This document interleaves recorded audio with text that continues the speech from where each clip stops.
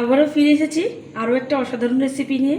আর সামনে যেহেতু জন্মাষ্টমীর স্পেশাল কিছু আমি রেসিপি তোমাদের সাথে শেয়ার করব। আর এটা খুবই সহজেই বাড়িতে একদম দোকানের মতন তৈরি হয়ে যাবে। আজকে তোমাদেরকে বানিয়ে দেখাবো আমি বোঁদে, একদম দোকানের মতন মিষ্টি বোঁদে তৈরি করে তোমাদের সাথে শেয়ার করব। আর একদম রেসিপিগুলো ফলো করবে, আমি যেরকমভাবে করছি সেরকমভাবে ফলো করলে কিন্তু একদম পারফেক্ট দোকানের মতন তৈরি হবে। আমি এখানে উপকরণগুলো নিয়ে নিয়েছি। এখানে আমি ছোলার ডালের বেসন নিয়েছি, এখানে চিনি, আর এখানে নিয়েছি আমি খাবার সোডা, আর একটু ছোটো এলাচ নিয়েছি, আর ফুড কালার নিয়েছি 2 রকম। আমি এখানে যেহেতু বোঁদেটা একটু কালারফুল হলে দেখতে খুব সুন্দর লাগে, এখানে আমি একটু গ্রিন কালার নিয়েছি, আর এখানে নিয়েছি আমি ইয়েলো কালার। তোমরা চাইলে এর মধ্যে রেড কালারও দিতে পারো। আমি প্রথমে নিয়ে নেবো চিনিটাকে, আমি মাপ করে নেবো। এখানে আমি 2 কাপ মতন চিনি নেব। এখানে আমি 2 কাপ পরিমাণ চিনি নিয়ে নেবো। 2 কাপ পরিমাণ চিনি নিলে তার সাথে কিন্তু 1 কাপ জল দিয়ে দেবো। আমি প্রথমে চিনির শিরাটাকে তৈরি করে নেব। 1 কাপ জল দিয়ে দিচ্ছি, দিয়ে চিনির শিরাটাকে এবার তৈরি করে নেব। এর মধ্যে কয়েকটা ছোটো এলাচ দিয়ে দিলাম। আমি এবার বেসনটাকে চেলে নেব। প্রথমে আমি খুব সামান্য পরিমাণে খাবার সোডা দিয়ে দিচ্ছি। খাবার সোডাটা দিলে কিন্তু যখন আমি বোঁদেগুলো ভাজবো তখন খুব ভালোভাবে বোঁদেগুলো ভাজা হবে। আমি এবার বেসনটাকে একটু চেলে নেব। বেসনটাকে চেলে নিলে বেসনে যে ডেলা ডেলাগুলো থাকে ওইগুলো কিন্তু খুব ভালোভাবে একদম গুঁড়ো হয়ে যাবে। বেসনটা খুব ভালোভাবে চেলে নিয়েছি। এখানে কিন্তু নুন দেওয়ার কোনো দরকার নেই। এবার এখানে অল্প অল্প করে জল দিয়ে আমি বেসনটাকে গুলে নেব।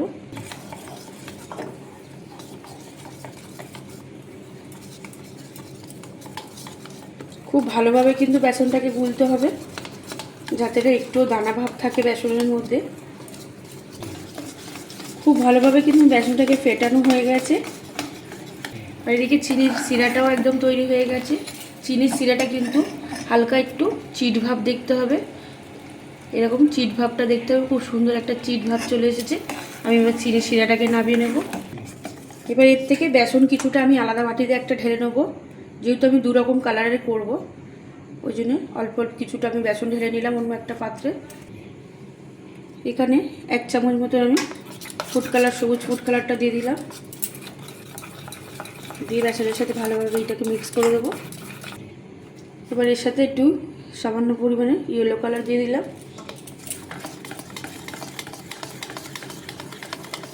খুব সুন্দর কিন্তু একটা কালার চলে এসছে। দিয়ে ভালো করে এটার সাথেও মিক্স করে দেবো। বোঁদেগুলোকে ভাজবার জন্য আমি কড়াই সাদা তেল বসিয়ে নিয়েছি। এবার তেলটাকে একটু আমি চেক করে নেবো যে তেলটা ভালো করে খুব ভালোভাবে গরম হয়ে গেছে কিনা। আমি এখানে সামান্য একটু করে দিয়ে দিলাম। খুব সুন্দর কিন্তু ওপর দিকে ভেসে উঠেছে। এবার যখন আমি ভাজবো গ্যাসের ফ্লেমটা কিন্তু একদম লো করে দেবো। ভাজবার জন্য আমি এরকম একটা ছান্তা নিয়ে নিয়েছি। এবার ছান্তাটাকে কিন্তু একটু সামান্য উঁচু করে রাখতে হবে, যাতে খুব সুন্দরভাবে বেসনটাকে পড়ে যায় ওপর থেকে।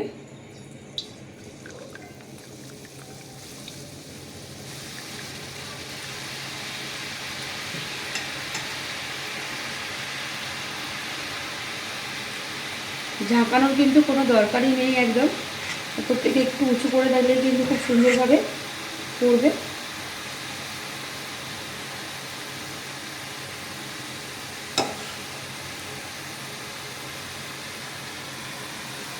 তোমরা দেখতেই পাচ্ছ খুব সুন্দর কিন্তু একদম বোঁদে বোঁদে তৈরি হচ্ছে। বোঁদেগুলো হালকা করে এরকমভাবে আমি নেড়ে দেবো একটু। কত সুন্দর কিন্তু সব একরকমেরই হয়েছে।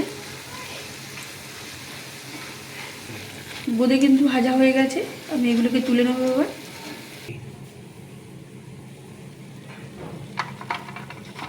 এবার একটা ন্যাপকিনের মধ্যে দিলে এক্সট্রা তেলটা কিন্তু খুব সুন্দরভাবে টেনে যাবে। এবার এই সবুজ ফুড কালার দেবো আমি, বেশ এগুলোকে ভেজে নেবো একইভাবে।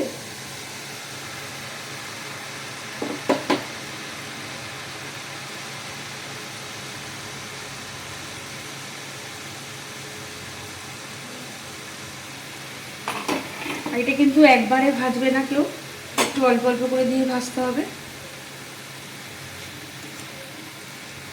অল্প অল্প করে দিয়ে ভাজলে কিন্তু খুব সুন্দর ভাজাটা হবে।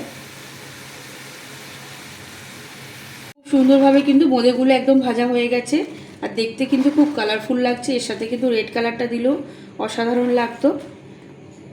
এবার এখানে চিনি শিরাটা যেটা আমি করে রেখেছিলাম, এটা কিন্তু একটু গরম থাকতে দিতে হবে। চিনি শিরাটা বেশ পরিমাণে ভালোই গরম আছে। এবার এখানে আমি দিয়ে দেবো বোঁদেগুলোকে দিয়ে আমি 10 মিনিট মতন একটু ভিজতে দেবো, যাতে খুব সুন্দরভাবে ভেতরটায় একদম রস ঢুকে যাবে।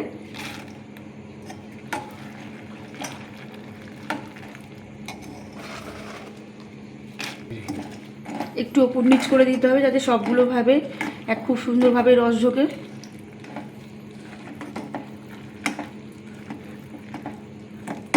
এবার 10 মিনিট মতন আমি ভিজতে দেবো এটাকে। কারণ কিন্তু একটা মিষ্টি রেসিপি তোমাদের সাথে শেয়ার করলাম। তোমাদের বাড়িতে ছোট্ট গোপাল সোনাকে কিন্তু জন্মাষ্টমীর দিনে এরমভাবেই বাড়িতে তৈরি করে দিতে পারো, তোমাদের কিন্তু খুবই ভালো লাগবে। আর যদি আজকের রেসিপিটা ভালো লেগে থাকে তাহলে প্লিজ একটা লাইক, কমেন্ট, শেয়ার। আর যে সকল বন্ধুরা আমার চ্যানেলটাকে এখনও পর্যন্ত সাবস্ক্রাইব করোনি, প্লিজ তাদের কাছে অনুরোধ রইল আমার চ্যানেলটাকে সাবস্ক্রাইব করে আমার পাশে থাকার জন্য। আর বোঁদেটা কিন্তু খুব ভালোভাবেই রস ঢুকে গেছে। তোমাদেরকে একটু আমি দেখাচ্ছি এরকমভাবে ভেঙে দিয়ে কতটা পরিমাণে একদম রস ঢুকে গেছে। আর বন্ধুদের সাথে কিন্তু বেশি করে শেয়ার করতে ভুলো না।